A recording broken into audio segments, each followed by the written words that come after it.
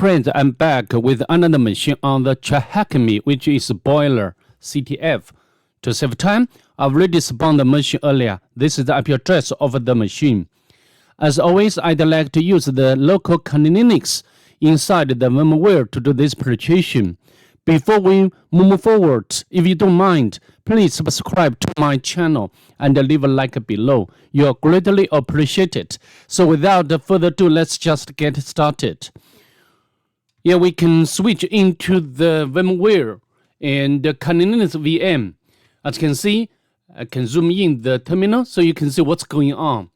As you can see, I've already done the map scanning with the usual options like scene scan, the version scan, the default script scan, and also this option, the comprehensive scan by -p-. Yeah, this option is very important in this case. Otherwise, the uncommon and higher port number cannot be recognized successfully and output the result into this file. Of course, the IP address has been changed a bit. From the map, we can tell that the several open ports. The first one is 21, which is running FTP service and also the version information. And also from the script scan, we can tell that this FTP service allows anonymous login. Later, we can check it manually. The second one is 80, which is running HTTP service, and also the version information, which is Apache 2. And also we can know that the target has a robots file. Again, we can check them later. And the next one is 10,000, which is running HTTP service, and also the version information, which is miniserve, webadmin. And the last one, very uncommon port number 55007, which is running SSH service, and also the version information. As we know, this version doesn't have any vulnerability. So what we are going to do next? I think, as I mentioned in the other videos, if you can follow along my channel, if the target has a service running like FTP service, Samba service, such services should become the first choice to enumerate. This case should be the FTP. And we can do some enumeration. For example, we need to check whether this version of VS-FTPD has vulnerability or not. And the utility I'd like to use is search sprite utility.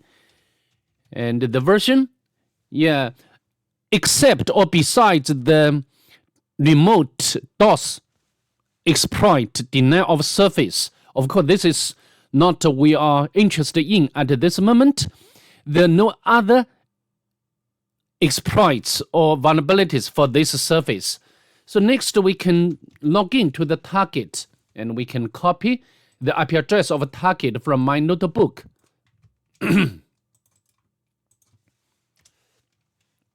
Anonymous. We are successfully logged in as anonymous user, and there is just only one file. We can get down this file to the Linux. No problem. And next we need to check something. For example, can we navigate between different locations or directories? For example, can we navigate to home? Fail to change this directory. I think we do not need to check whether we can upload the documents or files onto the target. So next we can exit from the FTP. Next we need to analyze or take a look at the info text file. Although the content has been displayed without a problem, however, it looks like this message is encoded to some extent. So we can copy this message, the gibberish or obfuscated message to decode. And this is where CyberChef website comes into play. This website is so amazing. When we want to decode or even can do some decryption, and we can put in here. So I think from the first impression which gives to me is that this message is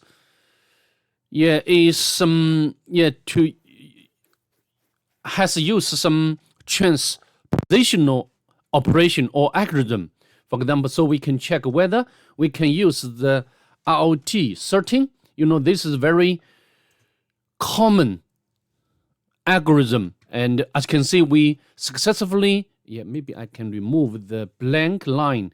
We got the output, just wanted to see if you find it. Remember, enumeration is key.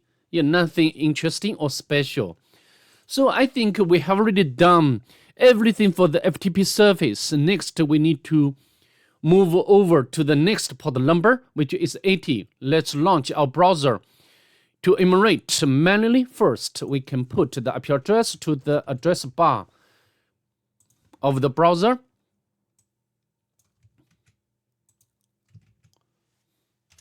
Let's press enter.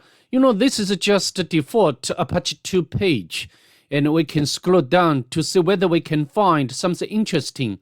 However, nothing special. And also we can check the source code of this page, which doesn't reveal as well anything as well. Next, we can check whether this site has a robots file, right? Robots file. We already know that from the map scanning. There are several entries. Like 10. Of course, you can, if we have enough time, we can check one by one. However, I think all of them are rabbit holes. And and there is another message which is encoded by some way. At the bottom, we can copy, and now we can go back to our subchef. We can put in here. And I think the first operation, this should be the decimal, right? Decimal. From decimal, we got the output. And this output is encoded again. So maybe we can try to use the base 64. I'm not sure about it. We got the output. And the data looks like this is encoded or encrypted by MD5 or MD4. I'm not sure about it. So we can copy this output or data to the clock station to decrypt. Of course, I've already done that earlier. However, the result is kidding. The author is kidding to us. Anyway, so maybe we can copy this information in case later we can use this information. So now we need to make furthermore enumeration. And next, we have already done the manual enumeration with the web application running over the 80 port number. Next, we can use some sort of tools to make automatic enumeration. And we can copy the IP address of the target.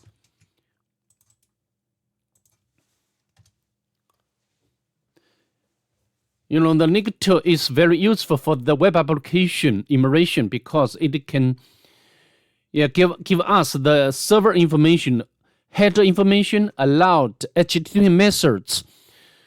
So very important information. Some case, however, this case we cannot get such a thing.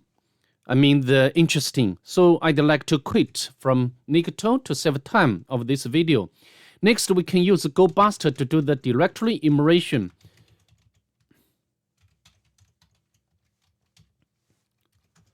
And we can use the word list of the GoBuster as usual, and we can specify the extension.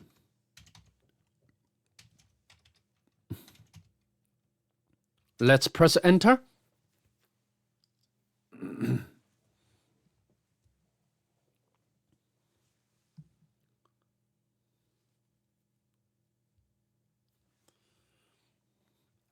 And at the same time, we can manually enumerate another web application which is running on the port number 10,000. So we can do the jobs in parallel, right? So we can put the, maybe I need to recover the host file first.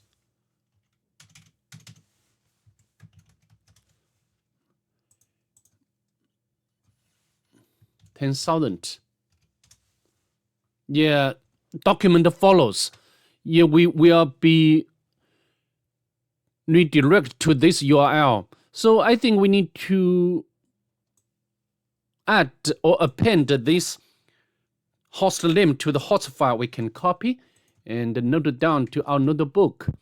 And then we can copy this part.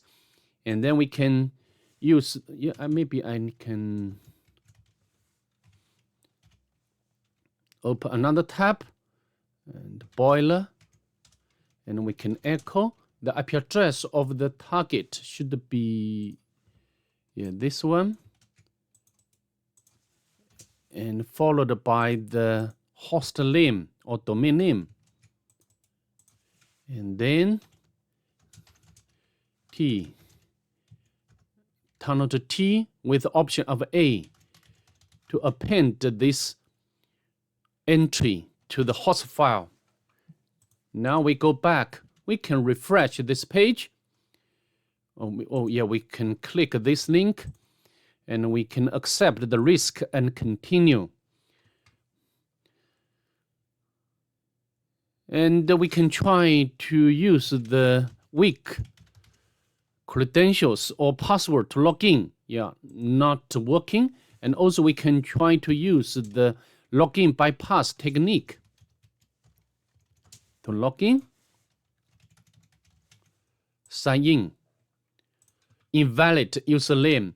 And also we can use the search sprite utility, webmin, and the version. From the map we can tell that the version of this application, right? This one.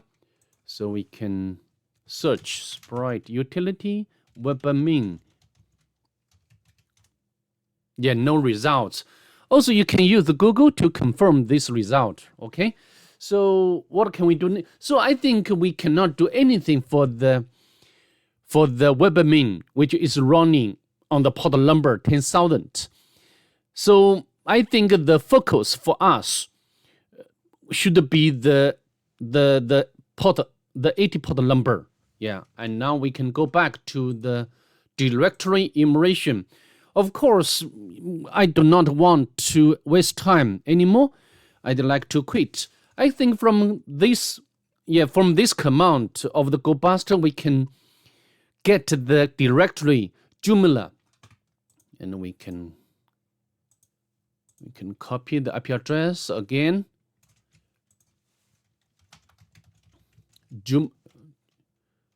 Joomla. Joomla is some sorts of the CMS or content management system. We wait for the browser to be loaded up to see what it's about. As you can see, this the Joomla, and also we can use the admin to log in. But I think you will not get what you want or expect. And also you can check source code if you want. However, nothing important we can get. Next, I think we need to do, as instructed by the loom, the enumeration is the key for this loom. We need to do furthermore enumeration.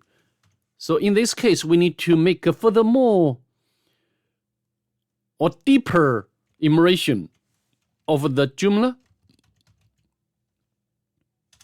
However, I'd like to tell you, we cannot always, although the GoBuster can identify some subdirectories under the Joomla, but you can check them one by one. However, nothing important in this case. So just I mentioned, we need to use different word list as much as possible, okay? So in this case, we need to use another word list. Otherwise, this directory cannot be identified. The comma. I think this is another frequently used with the list.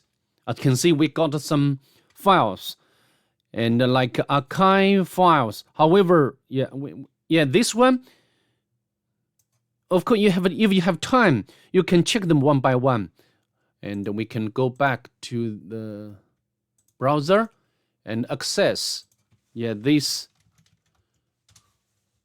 directory. As you can see, this is some sort of the SAR to HTML, and I'm not familiar with this application. And you can use the Google to get something about this application. This is the plotting tool for the statistics of following operating systems, like that. Of course, this is not what we are interested in. We are pen tester. We just focus on the exploit or vulnerability. As you can see, just below this one, there is exploit. We can open up this exploit database. As you can see, this application, of course, at this moment, we do not know the version of this application. Exists remote command execution. And here is the POC, the proof of concept. As you can see, we can run this URL, the plot and command here. So we just copy this and go back to our browser, put it in here. We can run like ID. Can we run? But this is not we can get the result, right? This is the www data. And next we can check, for example, the ls. As you can see, we got some files like index log. This one, we need to take a look at this file, which is not usual, right? We can use the cat because we can run the command remotely. And we can cat the log txt. And then as you can see, we got the content of the log.txt file. Of course, if this, in this case, we can get the username and password for the SSH. Like username is bastard and the password is this one. If this is, alternatively, we can run the like reversal command. If this, we cannot get such similar information. And now I've already copied this sensitive information, the username and password onto the notebook. So next, of course, we can log into the target with SSH, and we can copy. Maybe I can copy the IP address of target first, and we can SSH bastard, right? Bastard. Followed by the IP address of the target. Oh, sorry, we need to, from the map, we have already know that the SSH is running over very uncommon port number, and we need to use the option of a P to specify the port number to connect to.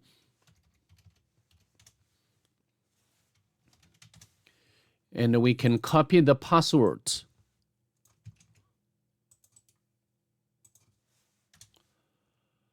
All right, and we got the shell of the target. Amazing, right? So I'd like to mention again, the enumeration is the key for this room. And we, as you can see, maybe we can spawn the bash session.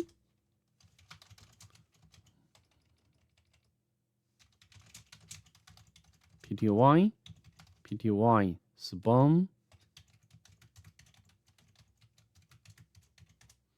All right. So now we can, in the home directory of the current user, there is one backup shell script, and this file belongs to or owned by the stoner. Of course, the current user, is inside this, the group, best group has the right to read. And we can get out this shell script. As you can see, this backup shell script is, I think in this case, doesn't give us the exploitation vector. If you take a look at the shell script very closely or carefully, you can get the user, and also there is one comment.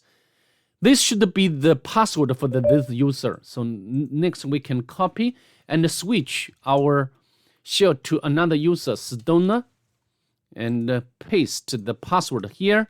As you can see, we did switch our shell to another user. And next we can, it's a file. We can get out the secret, which doesn't reveal anything important. Next, we need to elevate a privilege to the root user. We can run the sudo. This one, not this time, messing with So maybe we do not need to check the one. This is some sort of the rabbit hole. In order to elevate a privilege, the first thing we can check is sudo, and the next one is find, right?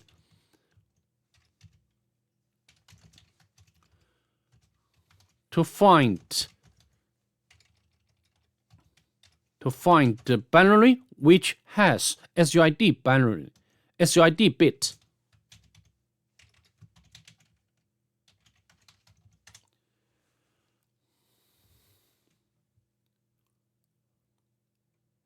As you can see, very important result, find. So next would be very easy for us. We can utilize this find utility to elevate a privilege. However, how to do?